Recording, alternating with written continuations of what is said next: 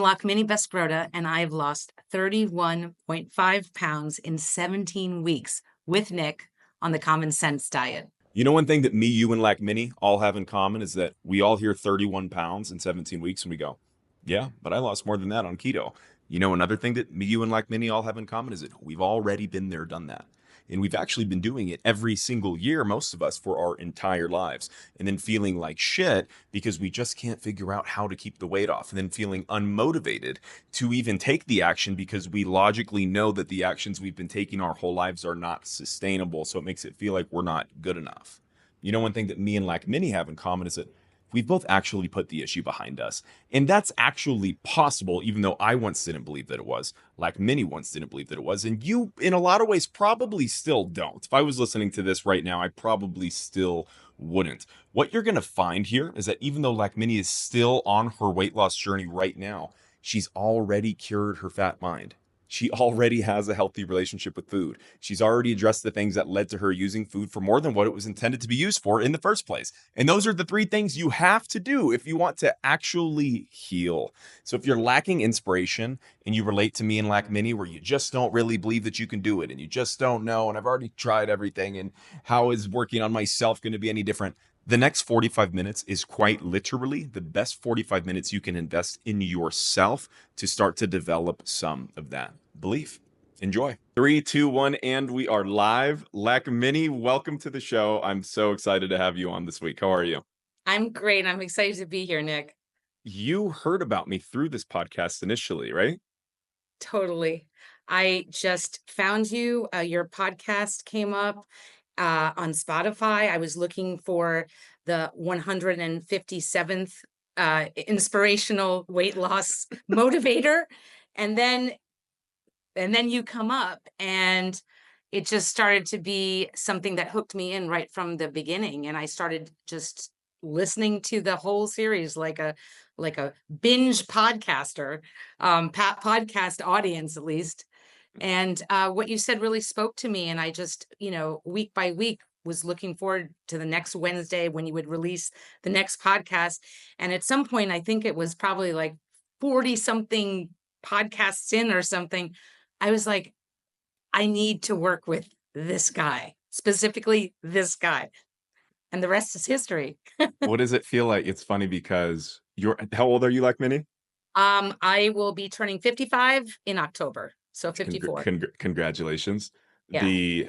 It's funny because most of the people that listen to this and most of the people that I actually work with in coaching are women between ages 40 and 60 years old.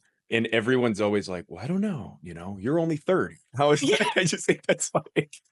You know what, Nick, there was a time where I was sort of like, then I started following you on IG and I saw you on, all those platforms. And I was like, how can this person who is like, I'm literally old enough to be his mother, be so full of wisdom and so full of relatability? But you were, and it really defied any sort of age because, your experiences just completely resonated with me and probably a lot of others in my age range, and maybe some younger and some older. But I just knew that what you were saying, it felt like you were speaking just to me. And Yeah, so it's a I bizarre. needed to get in touch with you. Yeah, it's a bizarre realization when you start to find out that like almost all people that are struggling with obesity are going through some version of the exact same thing. Some of us Yeah, have just been doing it way longer than others. But absolutely. this podcast is not about me, Lakmini. The reason why I'm so excited to have you on the show is because you have had this fucking amazing transformation that the world just deserves to hear people are capable of having. So I'm excited for the people that are listening to this that are going to be inspired by hearing your journey in the last 4 or 5 months and the things that have changed in your life. Why don't you tell us first, how much weight have you lost and how long has it been? Yeah. So I'm in the 4.5 months in. I think it's actually like week between 17 and 18. And I am down 31.5 pounds, Wow. which is just amazing. And not so much because I can lose weight, because I think everyone who has listened to your podcast has tried and sometimes been successful at losing weight, but this feeling is just very different because this is the first sustainable weight loss program that I've been on board with, and I just know that this one is different. So Yeah. 31 pounds in 4.5 months feels amazing. Yeah. How long have you been struggling with weight loss or obesity for? I would say it's probably, let's see, started probably when I was 14, 15. I was not born a chubby kid, or I didn't really have a weight problem as a child. And my mom was not overweight. And I didn't really have, the excuses. She actually filled the house with very healthy things. We didn't have soda. But something in my life, turned into that I spend a lot of time sort of raising myself. Was not my mom's fault. She did the best she could, and she was very busy single mom. My dad was not in the picture of me growing up, and I think that it started to instantly start this pattern of food becoming a bit of an escape from everything else that was going on in my life. And I think it was a very slow trickle. It wasn't like from one day to the next. I was a huge kid. I started to kind of not use food in a healthy way, and Yeah. the pounds packed on. And fast forward, college was that freshman 15 was more like a freshman 50 for me. And the combination of like the beer and the pizza and just not really taking care of myself led me to being quite chunky and overweight. I would say not obese, but overweight by the time I was done with college. And that just trickled further. It was just a snowball effect. And by the time I was pregnant, I was really technically obese with a really high BMI. And ever since that pregnancy, that was 25 years ago, I have been teetering back and forth, losing weight, gaining weight, losing weight, gaining weight, kind of like your story. And yeah, it's been so much of my identity that it's hard to remember before age 15 when it wasn't part of my life. Yeah. Yeah, it's super, super. I think everybody relates to that to some extent, including myself. How many times would you say you've tried losing weight, and what are some of the things that you've tried? Because you've been like Okay. on and off this. You've had some successful, people would say successful journeys in terms of losing a lot of weight in a pretty quick amount of time in the past, Yeah. right? Yeah, and I was, let's see, I guess when this all started, it was the 80s, and it was like the rise of the Atkins. So there was the Atkins where I was living on like burgers and bacon, basically. And then it would like switch into the cabbage diet where I was just drinking cabbage soup, and that was it. And I even remember, there was Jenny Craig. I think I went on Weight Watchers 4 times. I think I was on intermittent fasting. Anything. I think those liquid Slim Fast. Yes, Slim Fast. I tried the liquid thing. I tried powder things. And just like probably other people on this podcast or are listening, it worked until it didn't work. Um, it was never sustainable. There was one time where in 9 months I lost a huge amount of weight. And within 6 months, I was back up and probably heavier than when Than I you were started. before. Yeah. When you were in that position, let's say even up until 5 or 6 months ago, and we started working together, right? How much of your life would you say you were and everybody's kind of different with this, but how much of your mental space were you spending thinking about food or weight loss? Is that a pretty front of mind thing for you? Yeah, I would say somewhere between 98 and Yeah, 99%. that's right. It 99 literally to 99 and a dictated half.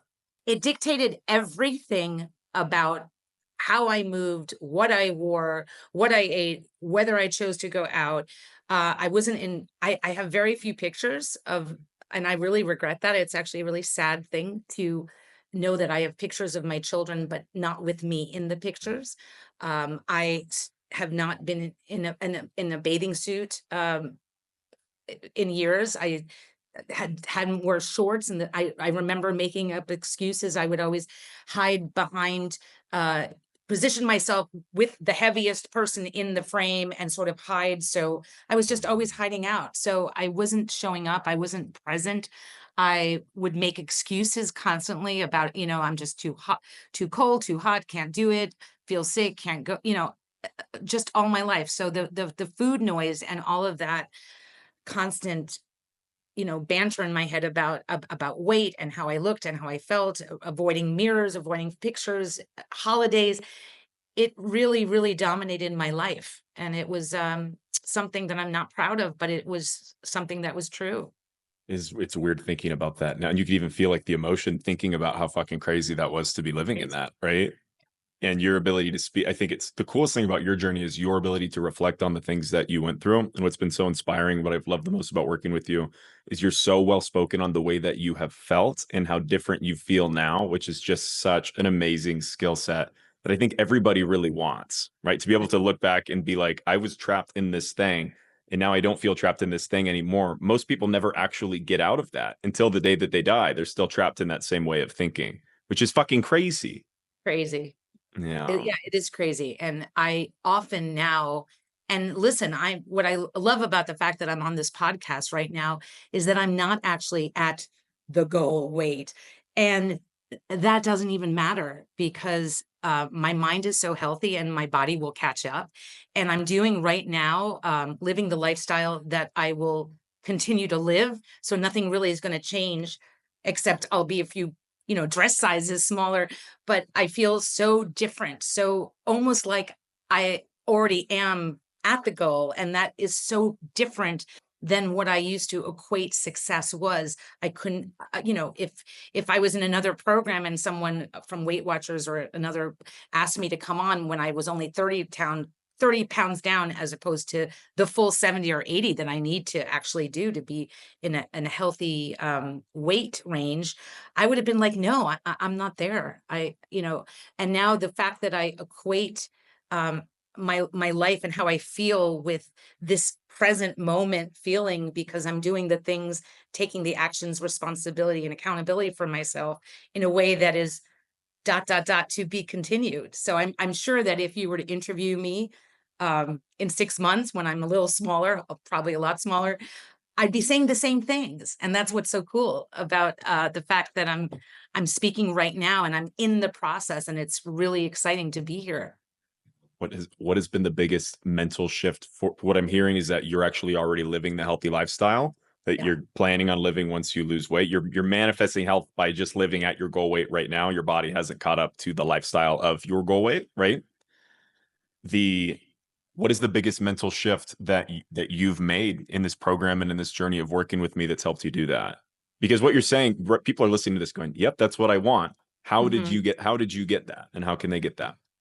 Well, there's no doubt that, working with you has been, you know, just like the golden ticket to opening up this whole new context of this journey that I've been on before and, uh, you know, up and down, but this has been so epic in every way, and I think it has challenged me to completely, I like to think of the common sense diet as, it is a framework, but it's really the roadmap to self evolution. That's actually, I was thinking, how can I really put into words what this is? Because you're laying this foundation, this road, and these opportunities and experiences for us to do the work. And to be honest, I never really did the work before because all of those programs were very topical. All of those programs were about the calories, the rules, the bad foods, the good food list, this is what we do. We say no. And it never really addressed the deeper significance of my relationship with myself and my relationship with food.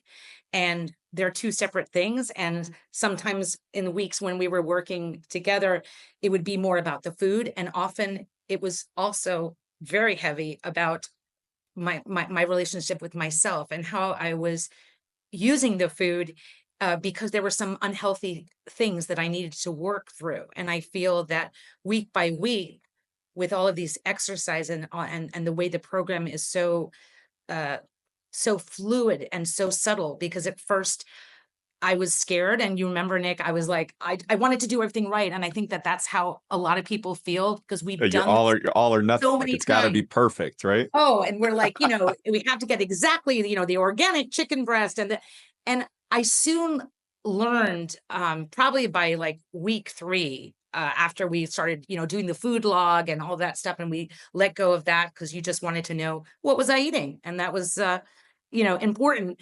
And I realized that so much of it was really the mindset piece and what the self-talk was and what the self-worth was and what those deeper things are. And because I have worked so hard with you unlocking that piece, this new life that felt like the imposter is now actually the true me. And that was something that there's no way that I could have understood unless I went through the process and the steps with your guidance and with this community that's amazing and understands everything, and where we can be vulnerable and honest. And it gets very profound. A lot of people are like, oh yeah, so you just lost, you're losing weight, what do you it's so vast, because there's so many parts to address. And what I've seen in our community and working with you is that they all boil down to some common denominators. And you just hit that with me. And when it clicks, and it clicks for different people working with you as clients at different times, and everyone's on their own kind of self evolvement journey. But when it clicked in for me after, I think, I don't know, 11th week, 10th week, can't remember exactly, it just was in place. And then everything just felt like such a relief because I had finally done all of the things that I had never done, not on all of those 13 or 15 programs that I tried for over 40 years. If you're finding Lakmini's story relatable and inspiring, send this to your friends that are also struggling. The world deserves to hear that people actually can put obesity behind them. There actually is a way to heal this entire part of yourself, and you don't have to live with the fat mind forever. Also, selfishly, it just really helps me spread my message and grow this podcast. Your support means the world.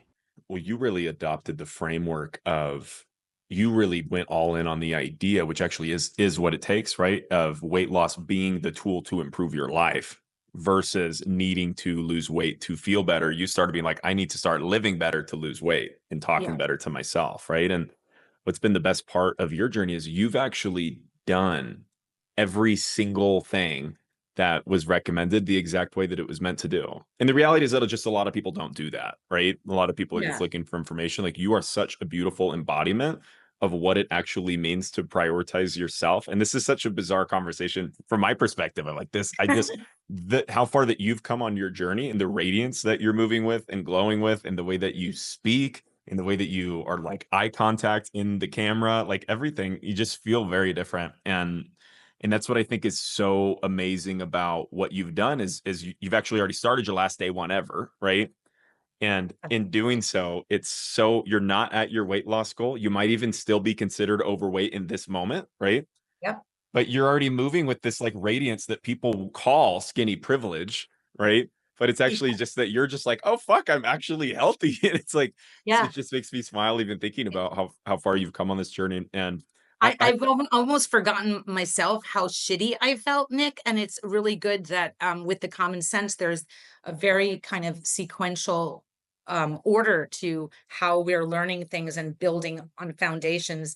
And I was just before this call, I was doing a little, like, retro look back into how I felt on day 1, and it's almost unrecognizable. As I read it, I almost wanna cry because I remember feeling so tired, so hopeless, walking hurt, um, just I had no energy. I felt really, really just lost and like this was gonna be my life. And I think one of the other things that you've that you do with your clients, including myself, is that you really force us to look at both scenarios. And that is something that is tough love to some degree, but it's also reality. And there is this 10-year vision of myself if I did nothing and continued at the pace I was going with just not prioritizing my health. And then there was this other person that I could be if I just got into the right mindset and created some new defaults and practiced them until they felt natural. And it feels so good to know that I am never going to be the person that at one point I was scared I was going to be. I thought it could be that was going to be the final chapter in my life. And I literally feel, and this is just like, you know, fuck all the excuses because, I'm in mid 50s, middle aged, menopausal. I have Hashimoto's thyroid thing, and I've never felt better in my life, even with those things. So I just know that I said to my husband this morning, I said, Jesper, I've never been so excited about my life in the future as I am now. And that is just the best feeling in the world. Really is. So talk to me about the idea of food controlling you. So before, did you feel like food had a pull on you? Totally. I And was the type of person, and maybe there's some other people who can relate to this, that like from the moment I woke up, I was like, what am I going to have for breakfast? Is it going to be, um, an egg with ham on a buttery biscuit? Is it going to be waffles? Like and then when I was eating that meal, I was already jumping to like, what's for lunch? Like I was scrolling constantly on TikTok, on Instagram, looking for, caramel brownie recipes. Like it consumed every thought. I would literally, like, a friend wanted to meet at a restaurant and I would already be looking at the menu, but not in the healthy way, just being like, oh my God, they have killer nachos there. Yeah, let's go there. They have killer, like the whole thing rotated around food. And at this point, I have to laugh about it because it seems so silly. But at that time, for all those years, it really was about food. And, my husband isn't a big foodie, so he never really understood why I was so like obsessed with like the next meal and the next meal. And I even loved to grocery shop because I like to hoard things. And then I would, pick up the munchies and the Twizzlers and, all of that kind of stuff. So that consumed so much of my life. And there was no space for anything else, Nick. There was no space for anything else because food preoccupied so much of my life. And I think the main difference well, there's so many main differences, but one of the things that I've been thinking about is, holy shit, it's quiet. The food noise is almost gone. There's still a whisper. I mean, that makes sense. It's been my life for so long, but there's so much space and energy for life, for life experiences, for friends, for connections, for doing things that I didn't think I could do. And that's what's so nice about checking this box of being like, I'm not there. Yeah, I know I'm not at my healthy, and I will continue to work with you and the group. But there is this calming of, I know now I'm on track. And even if I'm off track, it's still part of the track because the road is going in the right direction. And that because feels because we're just people floating around on a rock trying to figure out how to put better things into our mouths so we can have the space to figure out how we got to this rock in the first place, right? yeah. And you know what? I have to say, you're absolutely right. There was a concept of trust. I mean, first of all, Nick, I will never forget because I wanted to go full, I was happy. I know a lot of people are just in the community, and that is awesome. It's such a great community to be part of. And you come on live and, you're always checking in with individuals. They can always, message you. You always get back to them. There's a lot of that communication. But I wanted to go one-on-one with you. And because I really needed to really just make that little click. And I will have never regretted that I have. And one of the things was there was an element of trust because I remember, Nick, like I had listened to your podcast, I saw you, but at the end of the day, I just had to trust that this was real. This was a calling for me and for others, and that you were accessible. And I was going to just do it. I was so ready to make it my first last day. And I just have never looked back. And I remember so much when you were talking about motivation. And so many of us out here are always constantly saying things. I have said it myself for years. you're all excited in week one and you lose the water weight, and then, and then the motivation dies. And I think that that was a really key part for me. That was a thing that echoes in my head constantly, is that we do not wait for motivation to do the action. It is completely reversed. We do the things to find the motivation, to gain momentum, to continue on this journey. And there are days where, you've helped me so much with my routines and protocols. And sometimes I don't want to go out and take this little walk. But I'm always reminded that when I'm out there, I come out of it going, fuck, I'm glad I took that walk. Like, oh, I really regret that walk, said nobody. So, like, it's just, you do the things and they start to become more and more enjoyable. And it's just a completely different way to feel in such even a short time of 4.5 months. I feel like a changed person for the What would you so you worked through a lot of that noise. You mentioned that there was a quietness now, and you've been doing so much in your life outside of your own physical health, right? What are some of the things that you have made space for, hobbies, passions, or extracurricular, that you were not able to do or didn't choose to do beforehand? I've made space for walking and absolutely love it. And I remember at first, because I just was carrying more weight and also I was just my joints hurt. It started really gently at like 10 minutes. And now, you know, like I'm up to like on a good day, like when I have a lot of time, I can go for like 2 hours. That was something I did it gradually. And is it sustainable? Am I always going to walk 2 hours? No, but I can tell you that I will always walk 45 minutes. And that is amazing, to create space and time and have the energy to do that. But I think the biggest thing, and you know this, but the listeners don't, is that many, many years ago, I did theater. It was I went to college for musical theater. And then life happened, babies happened, work and moving, and that little part of me was dormant. I don't want to say died, because I think she was always buried, but there was no time, there was no energy. I was just running around working and mothering and doing all the things. And uh, I realized that I wanted to continue. This is something that you actually taught us, is to continue to improve in something, because there will be a time, Nick, in about 6 months, I hope, where there won't be any more weight to lose. Like, literally, I will be at a really healthy, maintenance weight, and I don't want this rush of being on a journey to end. So I really thought hard when you said that, and I thought to myself, what is it that I could get better at? What would I really like to have as a passion, a hobby? And I was theater. And then lo and behold, I just auditioned for this show. Haven't been on the stage for 21 years. I get cast, and we just closed our run in the weekend. And it was like the most incredible experience from the very beginning rehearsal till the final curtain call.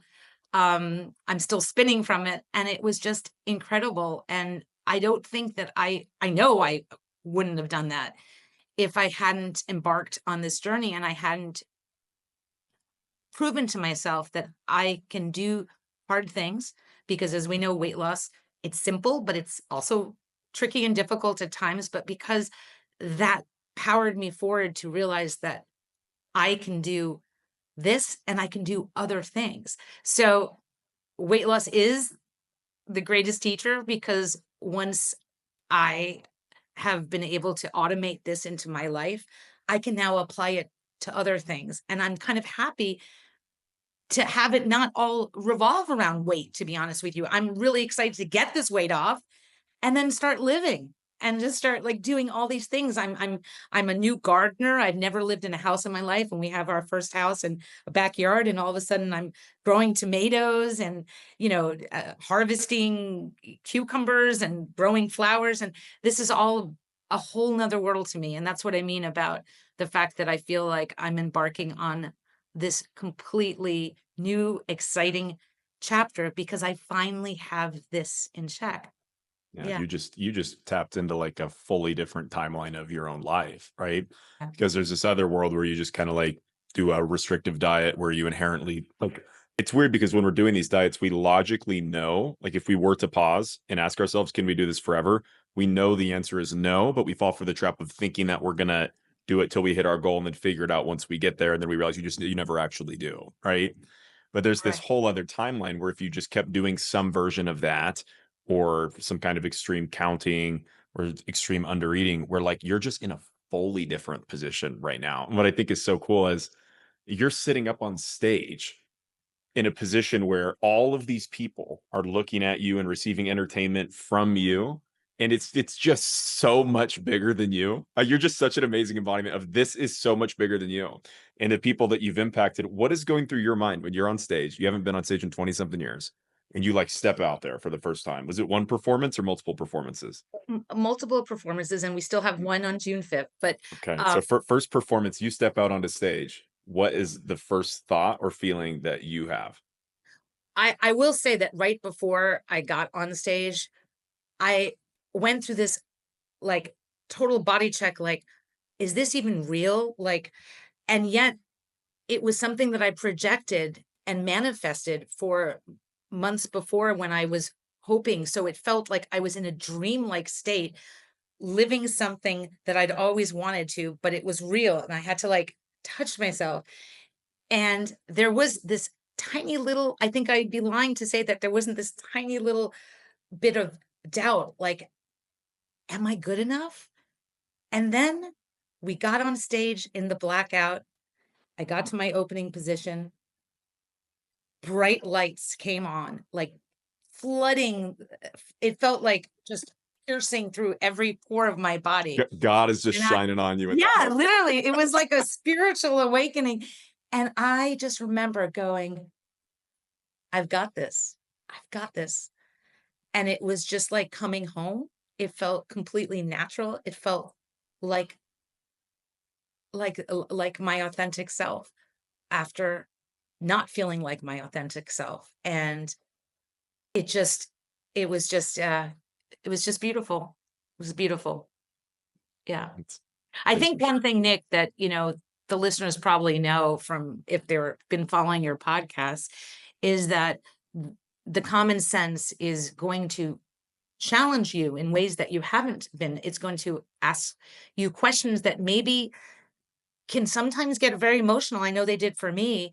But the beauty of it is that when you finally face those things, when you finally look inwards and ask yourself these questions and actually practice some new things, learn some things and also unlearn some things, you come into a new place that very few of us, I know not my own self, was ever able to really be fully authentically honest with all of these things that led me to where I am or where I started in January. And there is a fusion that is, and you talk about this, and that's why I talk about it. Is it is we're talking obviously about food. I mean, obviously you're telling us there is a little bit of a deficit, and we need to do these things, obviously, but there's the fusion of the mind and the body and the soul and the spirit even. And we need to look at all of those pieces because none can really exist fully. And you can never, I believe, fully, fully get this and crack the code and feel completely successful and that you've got it until all of those are addressed. And they can be addressed at different times for different people. But when it all clicks in for different people on their own timeline, it's just kismet. It's beautiful. Yeah. What would you say to the podcast listener that's listening to this right now? And there's a bunch of people that have been listening to this show for a year and they're Yeah. just listening. They haven't actually made improvement on themselves. Like that was me when I was fat. Give me all the information that I'm not ever going to do anything with, right? What would you say to that person that's listening, going, Lakmini, look, you've been losing weight and gaining it back for your whole life. You've had times where you've actually been close to your goal and then you gained it back, like you said before. How do you actually know that you're going to keep the weight off this time? Great question. Yeah. I think I would say I have changed in such a dramatic way internally with my mindset and with the lens that I look at everything with food and people and connection and life. And that is something that was never taught or brought to my attention in any of those programs. Um, can you lose weight on other programs? Absolutely. Will you be able to do it sustainably where everything feels peaceful and long term feels manageable? I think that's what feels good. I'm not scared. I used to be so scared at the end of the diet. There'd be that like, oh God, I've white knuckled it for 92 weeks and I'm now like, the size of a size 2 and in a jean. But then what happens? And I think that I would tell people that what happens is the work that you do with yourself, it really pays itself forward to laying the foundation for the rest of your life. And it really does. This is a very unique experience. It's almost hard to even articulate how deep it is in the best way. However, it is also very simple because it is common sense at the end of the day. And there are things that we need to look at that you've forced me to look at. And because I took the lead and did that work and did those exercises. And sometimes it seems really silly because you'll even say to me, like, it's gonna seem silly. And like we need to like be able to laugh at it because it is really serious, but it's also like, Not that what? serious. Yeah.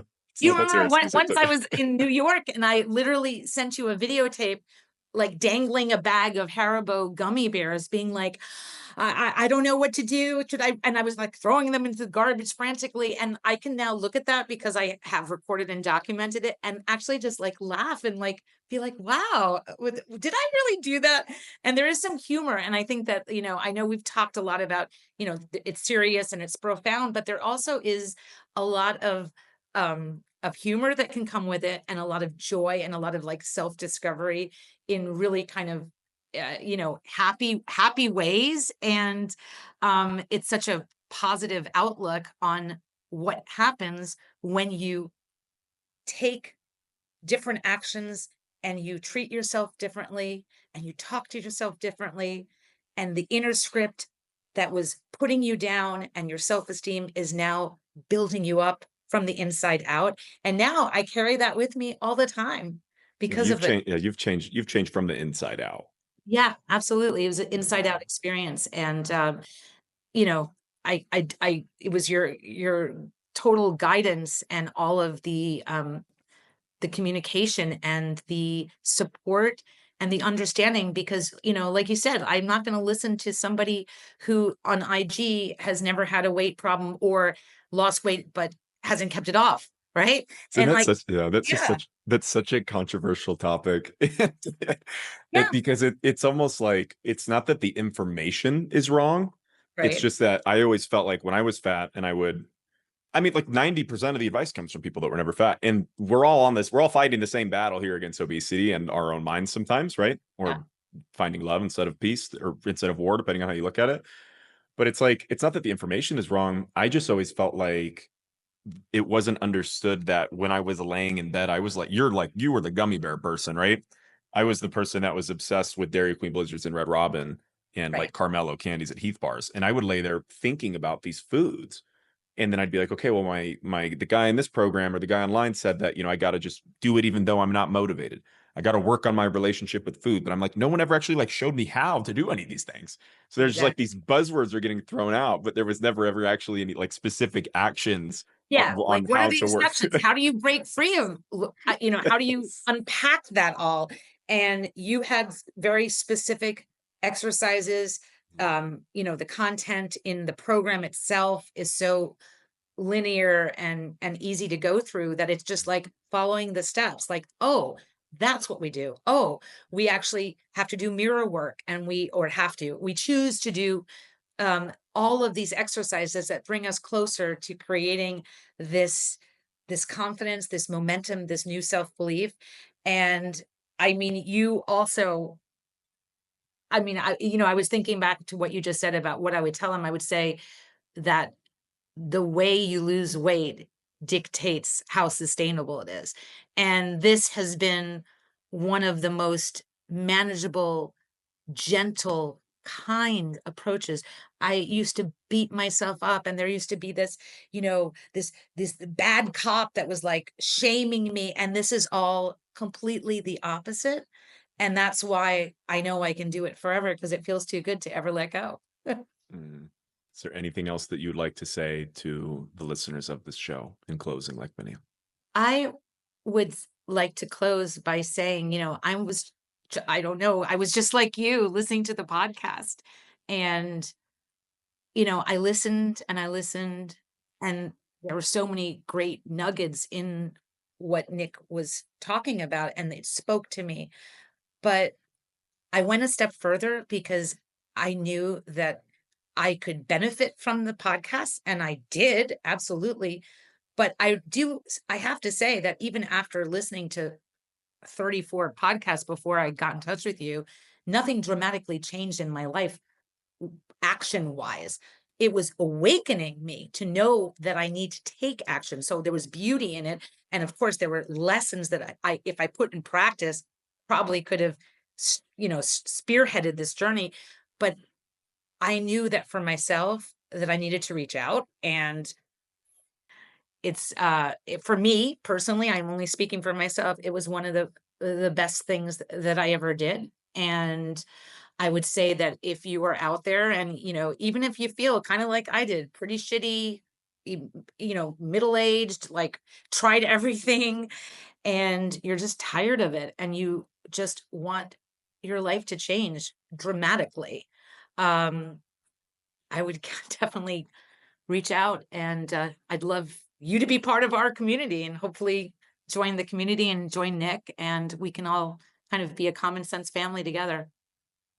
It's been such an honor being on this journey with you so far, and you've been so inspiring to me and to everyone in our group, and to everyone in your life benefits so much from the work that you, and I know that you've seen that with your family and your friends, and I'm I'm just really, really, really fucking proud of you. So congratulations, and there's so much more coming your way that you and I can't even see right now. And you're on such a high timeline of confidence and self belief, and you're so locked into what it feels like to be in this frequency that you'll always know forever that this is impossible and that this can be a default state for you. And I just from the Yeah, bottom and of you my know what? heart. When you're saying that, and I'm getting all that, like positive feedback, there is this little thing of like, I certainly don't want to come across as cocky. Um, and it feels so good that it almost feels like I'm being cocky, but it truly is just so much joy, and it's so dramatically different a life. Yeah. And I just feel so honored, Nick, that I was able to cross paths with you and work with you and continue to work with you. And I'm eternally grateful. So I just wanted to say that. Well, we're gonna meet up in person one day. We are. Setting the intention for that. Maybe Absolutely. maybe Oprah can come back and she can do a show with both of us or something like that. Love it. Okay, like Minnie, so All much right. love, and So much love. thanks for taking this work so seriously. Thank you. Thanks, Nick. If you made it to the end of this podcast episode, then I hope you developed at least a 1% belief that you can lose weight and that you can actually put obesity behind you, but that it takes a holistic approach. If you'd like for me to guide you on the journey the same way that I've done with Lakmini, you can click the link in the description of this podcast episode, and I'd be happy to speak with you about it. See y'all next week.